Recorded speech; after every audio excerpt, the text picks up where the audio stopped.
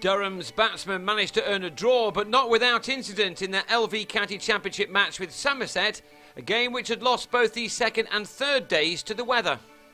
So when play finally resumed 40 minutes late on the last one, Somerset on 220 for 8 were looking to add to their lead of 95. After only 7 more runs had been added, Max Waller edged Graham Onions to Phil Mustard. Somerset's only hope of victory was to get a decent lead and then repeat what they'd done with the ball in the first innings. Well, they got the first bit of that right thanks to Craig Kieswetter, who farmed the strike and played some delightful shots. Some of them were reminiscent of when he opens the batting for England in the short form of the game.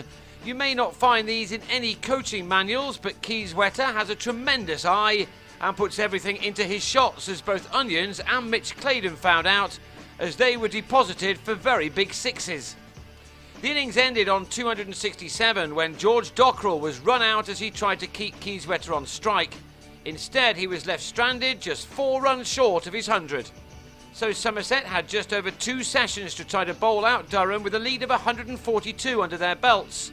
Durham had lasted only 46 overs in the first innings, making 125, so the visitors would have had some hope, even though Michael Di Venuto and Will Smith got their side off to a much better start this time.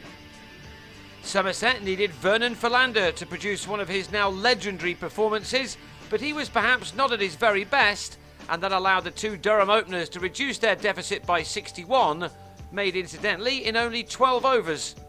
It was left to Peter Trigo to get the breakthrough as Smith edged an outswinger to be caught by Craig Overton after a parry in the slips. Smith was gone for 22, but there were no immediate things for Durham to worry about, as Di Venuto and Mark Stoneman batted with some comfort in what was one of their better starts to an innings this summer.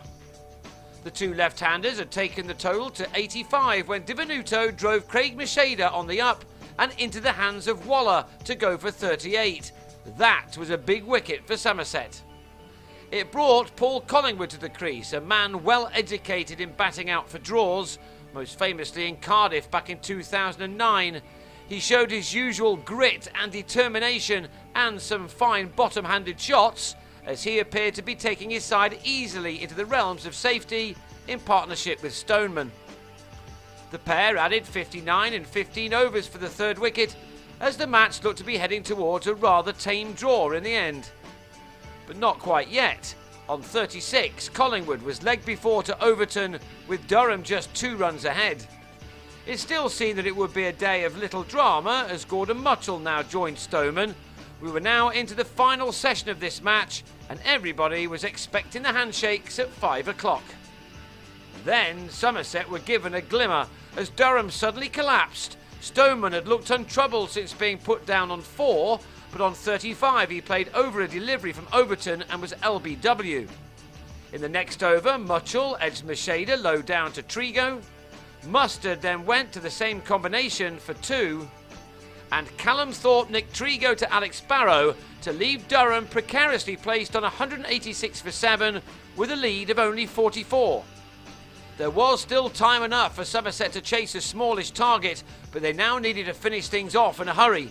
Ian Blackwell, once a Somerset man, and Onions then produced a partnership which really did finally save the game. There were some nervous moments for both, but Onions proved yet again that he is no rabbit with a bat in his hands these days, as he and his partner took their side to 213. Philander finally delivered what his side would have liked to have had earlier on, to bowl Onions for 20. But Blackwell, who did offer a couple of hard chances to the slip cordon, kept his cool, playing against his natural attacking instincts, and ultimately it was his innings which put the final nail into Somerset's coffin. Trigo did claim the late wicket of Claydon with one of the worst balls he's bowled, but less than 10 minutes later the captain shook hands to end the game, with Durham on 234 for 9, 92 runs ahead. Twice now during this unseasonable weather, Somerset have probably been denied victories by the rain. They were well ahead in this match and thrashed Notts only to draw.